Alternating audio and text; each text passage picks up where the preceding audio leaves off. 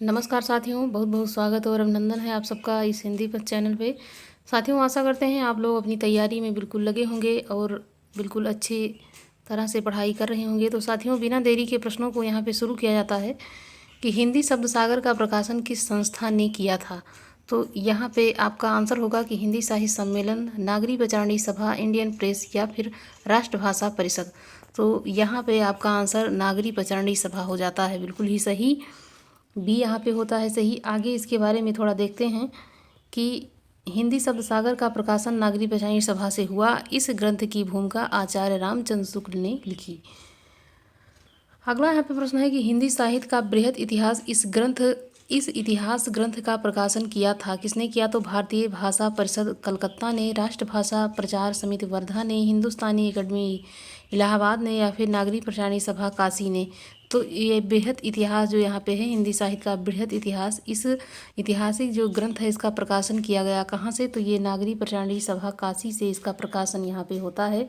D answer आपका यहाँ पे हो जाएगा सही। आगे यहाँ पे प्रश्न नहीं है, इसी के बारे में थोड़ा तथ्य है, आप लोग इसको बहुत अच्छे से देखिएगा कि काशी नागरी प्रचारणी सभा 1893 ईस्वी की ओर से हिंदी साहित्य का बृहद इतिहास 17 खंडों या फिर भागों में प्रकाशित करने की योजना बनी, किंतु इसके 16 खंड ही प्रकाशित हुए। और हिंदी साहित्य का बृहद इतिहास ये यहाँ पे है। प्रथम भाग में हिंदी साहित्य की पीठिका डॉक्टर राजवली पांडे, फिर द्वितीय भाग में हिंदी भाषा का विकास डॉक्टर धीरेन्द्र वर्मा। आगे है कि तृतीय जो भाग है इसमें हिंदी साहित्य का उदय और विकास डॉक्टर हजारी प्रसाद द्विवेदी। और चतुर्थ भाग भक्ति काल निर्गुण भक्ति, यहाँ पे परशुराम चतुर्वेदी हो जाएंगे। पंचम भाग में भक्ति सगुण भक्ति, ये चंद्रबली पांडे का। आगे यहाँ पे है कि जो षष्ठम भाग है इसमें श्रृंगार काल रीतिबद्ध डॉक्टर नगेंद्र हैं। सप्तम भाग श्रृंगार काल, यहाँ पे रीतमुक्त है तो विश्वनाथ प्रसाद मिश्र हैं। अष्टम भाग हिंदी साहित्य का अभ्युत्थान है भारतेंदु काल डॉक्टर विनय मोहन शर्मा। नवम भाग यहाँ पे है हिंदी साहित्य का परिष्कार, यहाँ पे द्विवेदी काल डॉक्टर राम कुमार वर्मा द्वारा। दसम भाग में हिंदी साहित्य का उत्कर्ष काल काव्य नंद दुलारे वाजपेयी द्वारा। एकादश भाग हिंदी साहित्य का उत्कर्ष काल नाटक जगदीश चंद्र माथुर, यहाँ पे हो जाएगा।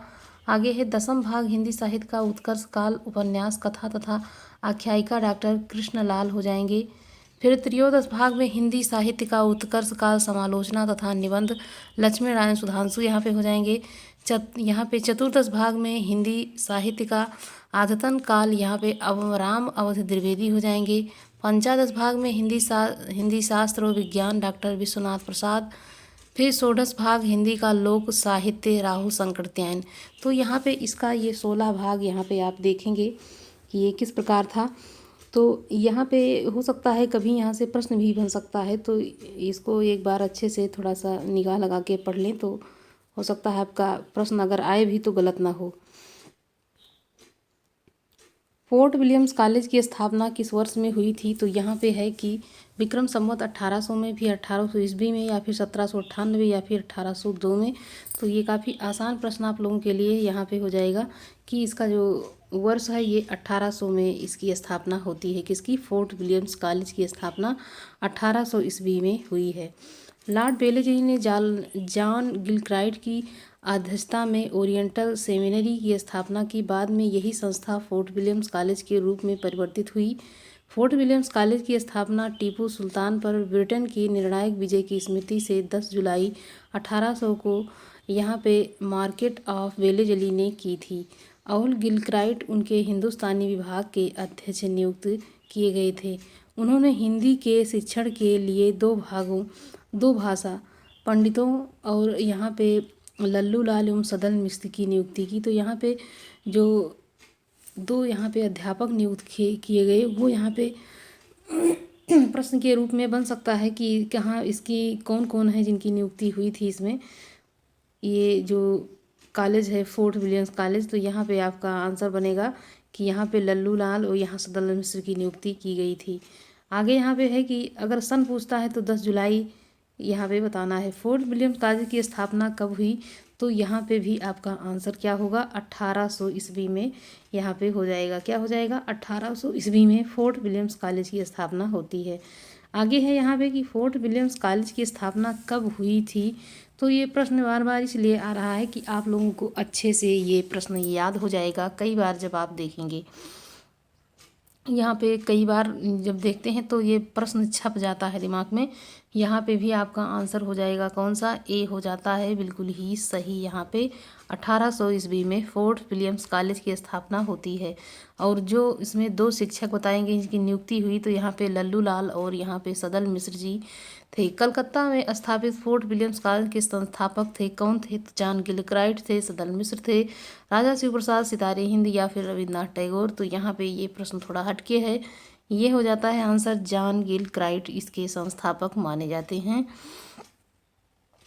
सदल मिश्र की भाषा की विशेषता है, किस प्रकार की भाषा है, इसमें पूर्वीपन है, उर्दू की प्रमुखता है, इसमें सहज एवं प्रवाहमयी है, यहाँ पे किस्सा गोई है, कौन सी यहाँ पे इनकी विशेषता बताई गई है। तो इनकी जो सदल मिश्र की भाषा यहाँ पे है ये पूर्वीपन को लिए हुए है। क्या है, पूर्वीपन की भाषा इनके जो है भाषा के अंतर्गत देखी जा सकती है, पूर्वीपन को लिए हुए। सदल मिश्र बिहार प्रांत के शाहबाद अब भोजपुर जिले के ध्रुवडीहा गांव के रहने वाले शाकद्वीपीय यहाँ पे ब्राह्मण थे। इनके पिता का नाम नंदमणि मिश्र था। इनके ये कलकत्ता के पोर्ट्स विलियम कॉलेज के हिंदुस्तानी विभाग में अध्यक्ष थे। सदल मिश्र का प्रारंभिक खड़ी बोली गद्य लेखकों में विशेष महत्व है। इसके बाद संगठन और वाक्य विन्यास दोनों में ही ब्रजभाषा, पूर्वीपन और बंगला, इन तीनों का प्रभाव स्पष्ट लक्षित होता है। तो इनकी भाषा में तीन भाषाओं का प्रभाव देखने को मिलता है और इनकी भाषा पूर्वीपन को लिए हुए है। किसकी, तो यहाँ पे हो जाएगा सदल मिश्र की भाषा है जो पूर्वीपन को लिए हुए है।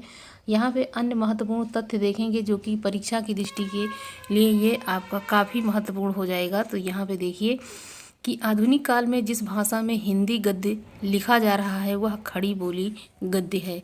आगे है कि रामचंद्र शुक्ल ने खड़ी बोली गद्य का आरंभ अकबर के दरबारी कवि गंग द्वारा लिखित चंद छंद वर्णन की महिमा से माना है। सदल मिश्र हिंदी के पहले गद्यकार हैं। सदल मिश्र की 2 गद्य कृतियां प्रसिद्ध हैं, नासकेतोपाख्यान या फिर चंद्रावती। ये 1803 इसका यहाँ पे समय काल हो जाता है। रामचरित 1806 में। स्रोत हिंदी का गद्य साहित्य रामचंद्र तिवारी। तो ये यहाँ पे आप देखेंगे कि कितनी यहाँ पे रचनाएं हैं जो कि दी हुई हैं, याद करने के लिए काफ़ी महत्वपूर्ण रहेंगी। रामचंद्र शुक्ल के अनुसार सदल मिश्र ने व्यवहारोपयोगी भाषा लिखने का प्रयत्न किया है। किसके अनुसार, तो रामचंद्र शुक्ल के अनुसार। अगर पूछा जाता है कि व्यवहारोपयोगी भाषा लिखने का यहाँ पे प्रयत्न किया है, ये किसके अनुसार, तो शुक्ल जी के अनुसार हो जाएगा। श्याम सुंदर दास ने तात्कालिक गद्य लेखकों में ईसा अल्लाह खां के बाद दूसरे स्थान पर सदल मिश्र को ही रखा है। किसको रखा है, तो यहाँ पे दूसरे स्थान पे सदल मिश्र को यहाँ पे रखा है। किसने, तो श्याम सुंदर दास ने।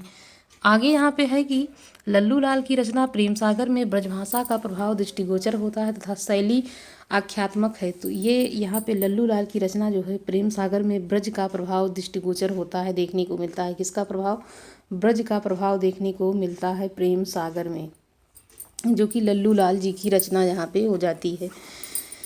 मुंशी सदा सुखलाल की रचना है सुख सागर, एक धार्मिक ग्रंथ है। अगर पूछता है कि सुख सागर किस प्रकार का ग्रंथ है, तो यहाँ पे यहाँ पे प्रश्न बनेगा कि ये एक धार्मिक ग्रंथ के रूप में है। रचना किसकी है, तो यहाँ पे सदा सुखलाल जी की रचना हो जाएगी। आगे है इनकी भाषा पर पंडिताऊपन एवं फारसी का प्रभाव है। जहाँ पर अभी आपने देखा कि सदल मिश्र के जो है उसमें पूर्वीपन लिए हुए है, यहीं पे यहाँ पे सदा सुखलाल की रचना में कौन सी भाषा लिया हुआ है, तो यहाँ पे पंडिताऊपन एवं फारसी का प्रभाव देखने को मिल रहा है। ईसा अल्लाह खां की रचना रानी केतकी की कहानी है, जिसे उदयभान चरित भी कहा जाता है। इनकी भाषा पर उर्दू, अरबी एवं फारसी का प्रभाव है। किसका है, तो उर्दू, अरबी और फारसी का प्रभाव देखने को मिलता है। फोर्ट्स विलियम कॉलेज में जॉन गिलक्राइट हिंदी उर्दू के अध्यापक थे। इन्होंने लल्लू लाल और शाहबाद अब भोजपुर के सदल मिश्र को भाषा मुंशी के रूप में नियुक्त किया। तो अगर पूछा जाता है कि यहाँ पे फोर्ट्स विलियम कॉलेज में किस लिए ये नियुक्त थे, तो यहाँ पे ये जो थे ये भाषा मुंशी के पद पर यहाँ पे नियुक्त थे लल्लू लाल और यहाँ पे सदल मिश्र। प्रेम सागर की रचना किस प्रेम सागर किसकी रचना है, ये यहाँ पे पूछा जा रहा है। तो सदल मिश्र की है, लल्लू लाल की है, ईसा अल्लाह खां की, या फिर नाचकेतोपाख्यान, ये रचना यहाँ पे पूछा जा रहा है। तो लल्लू लाल की रचना यहाँ पे हो जाती है, लल्लू लाल की रचना यहाँ पे प्रेम सागर हो जाएगी। रानी केतकी की कहानी के लेखक कौन है? सदल मिश्र हैं, लल्लू लाल हैं, ईसा अल्लाह खां हैं, या फिर सदा सुखलाल हैं। ये जो 2-4 लेखक आपको बार बार दिखाई दे रहे हैं, ये परीक्षा की दृष्टि से आप समझ लीजिए कि काफ़ी महत्वपूर्ण है, क्योंकि इनसे जुड़े हुए प्रश्न एग्ज़ाम में ज़रूर पूछा जाता है। अगर नहीं पूछता है तो प्रश्न ही समझ लीजिए एक हिसाब से अधूरा हो जाता है। तो यहाँ पे आपका आंसर हो जाएगा, यहाँ पे रचना किसकी है? ईसा अल्लाह खां की रचना रानी केतकी की कहानी यहाँ पे हो जाएगा। आगे यहाँ पे है कि रानी केतकी की कहानी के रचनाकार कौन है? तो आपका आंसर इसमें भी होता है ईसा अल्लाह खां की रचना, ये यहाँ पे हो जाता है।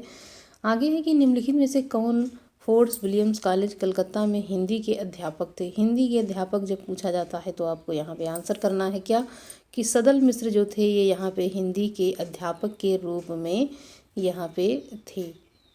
किसमें? फोर्ट्स विलियम्स कॉलेज कलकत्ता में। आगे यहाँ पे प्रश्न है कि इसमें से कौन कलकत्ता के फोर्ट्स विलियम्स कॉलेज से संबंध थे? तो संबंध पूछा जा रहा है, लल्लू लाल हैं, ईसा अल्लाह खां हैं, सदा सुखलाल हैं, या भारतेंदु हरिश्चंद्र है। तो यहाँ पे लल्लू लाल का संबंध यहाँ पे हो जाता है, किसका? लल्लू लाल का संबंध हो जाता है, और यहाँ पे सदल मिश्र भी वहीं से संबंध रखते हैं। आगे यहाँ पे है कि नाचकेतोपाख्यान के लेखक कौन हैं? तो सदल मिश्र हैं, ईसा अल्लाह खां हैं, लल्लू लाल हैं, इनमें से कोई नहीं। तो यहाँ पे ईसा अल्लाह खां यहाँ पे हो जाएंगे। नाचकेतोपाख्यान में यहाँ पे हो जाएंगे सदल मिश्र। ईसा अल्लाह खां तो यहाँ पे रानी केतकी की कहानी हो जाएगी। क्या हो जाएगी? रानी केतकी की कहानी यहाँ पे ईसा अल्लाह खां रचना हो जाती है। नाचकेतोपाख्यान के लेखक यहाँ पे हैं, फिर पूछा जा रहा है, तो आपका आंसर यहाँ पे क्या हो जाएगा? यहाँ पे डी आंसर होता है लल्लू, ये सदल मिश्र की रचना हो जाएगी नाचकेतोपाख्यान, जबकि यहाँ पे लल्लू लाल की रचना हो जाएगी प्रेम सागर। ईसा अल्लाह खां की यहाँ पे हो जाएगी रानी केतकी की कहानी, और यहाँ पे सदा सुखलाल, यहाँ पे इनकी जो रचना है वो कौन सी हो जाती है? सुख सागर हो जाएगी। इसमें से सदल मिश्र की रचना कौन सी नहीं है? तो सदल मिश्र की रचना बतानी है कि कौन सी नहीं है। तो रानी केतकी की कहानी प्रेम कौन सी है यहाँ पे बताना है। और ऐसे ही कन्फ्यूजन होता है यहाँ पे, नहीं और है में जैसे ही थोड़ी सी दिक्कत होती है तो एग्ज़ाम में एक प्रश्न वहाँ पे गलत हो जाता है। तो यहाँ पे सदल मिश्र की रचना कौन सी है पूछा जा रहा है। आंसर आपका यहाँ पे होगा नाचकेतोपाख्यान, यहाँ पे हो जाएगा। आगे यहाँ पे है कि तो यहाँ पे आप लोगों ने देखा कि ये प्रश्न है आपके लिए यहाँ पे प्रस्तुत किया गया। कितने प्रश्न हैं समझ लीजिए कि ये बिल्कुल आपको ये प्रश्न रट जाएगा।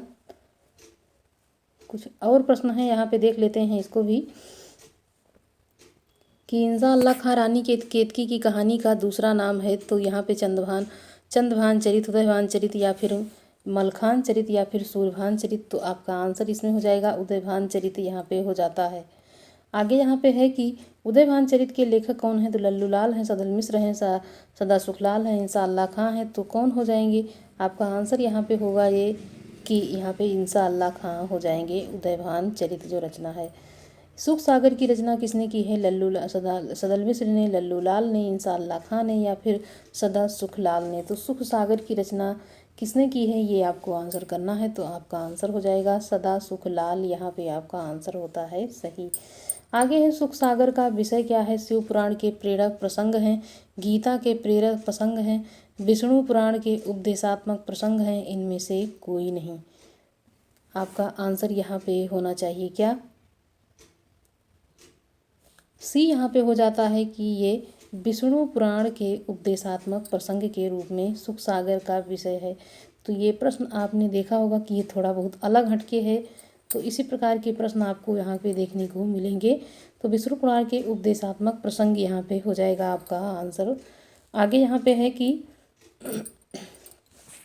डॉक्टर नगेंद्र अपनी संपादित पुस्तक हिंदी साहित्य का इतिहास में लिखते हैं कि मुंशी सदा सुखराय या फिर निसार नियाज नहीं, इनके नाम से सुख सागर शीर्षक ग्रंथ का उल्लेख प्रायः सभी इतिहास पुस्तकों में किया गया है। सुख सागर शीर्षक किसी ग्रंथ के रचयिता नहीं हैं, अपितु सुख सागर उनका नाम है। सुख सागर क्या है? उनका नाम है। विष्णु पुराण या भागवत का मुंशी जी के पद्यानुवाद किया था, उनकी अन्य 2 गद्य रचनाएं अवश्य यहाँ पे प्राप्त हैं। सुरासुर निर्णय या फिर निबंधात्मक रचना सज्जन दुर्जन का विवेचन और वार्तिक बाबा दयालु दास के ध्रुवपदों का भाष्य।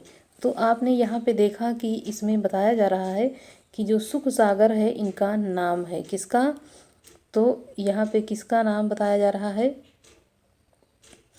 सदा सुखलाल जो हैं, जिसका यहाँ पे सदा सुखलाल नाम रहता है, सदा सुख राय इनका निसार, और ये नियाज नहीं हैं, निसार हैं। तो इनके नाम से सुख सागर शीर्षक ग्रंथ का उल्लेख प्रायः सभी इतिहास पुस्तकों में किया गया है, लेकिन सुख सागर शीर्षक इनकी किसी ग्रंथ के रचयिता नहीं है। अभी तो इन्हीं का नाम बताया जा रहा है। अगर पूछा जाता है किसके अनुसार, तो यहाँ पे आपको बताना रहेगा नगेंद्र जी के अनुसार ये इन्होंने कहा है कि ये इनका उपनाम है। लल्लू लाल जी का सर्वाधिक प्रसिद्ध ग्रंथ कौन सा है? शकुंतला नाटक है, प्रेम सागर है, सिंहासन बतीसी है या फिर बैताल पचीसी है। तो इनकी जो प्रसिद्ध रचना है ये प्रेम सागर यहाँ पे हो जाएगी। क्या हो जाएगी? प्रेम सागर। लल्लू लाल जी की रचना है कौन सी? प्रेम सागर रचना यहाँ पे हो जाता है। आगे यहाँ पे प्रश्न है, उपर्युक्त सभी ग्रंथ लल्लू लाल जी के द्वारा रचित हैं, इसमें सर्वाधिक प्रसिद्ध प्रेम सागर को ही यहाँ पे मिली है। मतलब सर्वाधिक प्रसिद्धि अगर किसी को मिलती है तो यहाँ पे हो जाएगा कि प्रेम सागर इनकी प्रसिद्ध रचना है। आगे यहाँ पे है कि उर्दू को यामिनी भाषा कहने का श्रेय किसको है? सदल मिश्र को, लल्लू लाल को या फिर इंसा अल्लाह खां सदा सुखलाल मिश्र को। तो ये आप देखेंगे तो उर्दू यामिनी भाषा कहने का श्रेय अगर किसी को जाता है तो वो किसको जा रहा है? यहाँ पे आपका आंसर बी हो जाएगा। और ये पिछली बार की ये जो टीजीटी है उसमें ये प्रश्न बन चुका है, 2021 में ये आया था।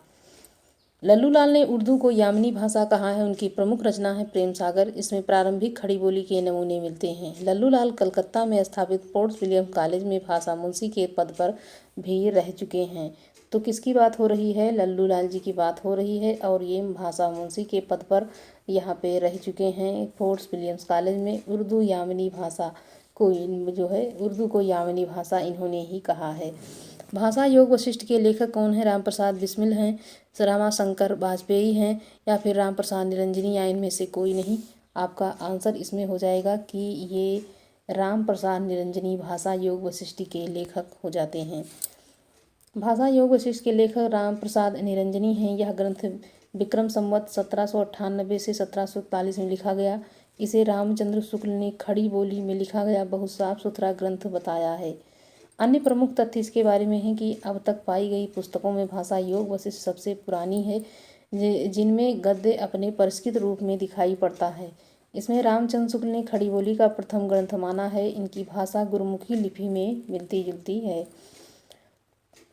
तो इसमें जो रामचंद्र शुक्ल ने खड़ी बोली का प्रथम इतिहास मतलब खड़ी बोली का प्रथम ग्रंथ माना है किसे? तो ये आपने यहाँ पे भाषा योग वशिष्ठ को माना है। इनकी भाषा जो है ये मिलती जुलती किससे? गुरुमुखी से माना है। योग वशिष्ठ के लेखक कौन है? तो आपको यहाँ पे फटाक से जवाब कर देना है कि यहाँ पे राम प्रसाद निरंजनी इसके रचनाकार हो जाएंगे।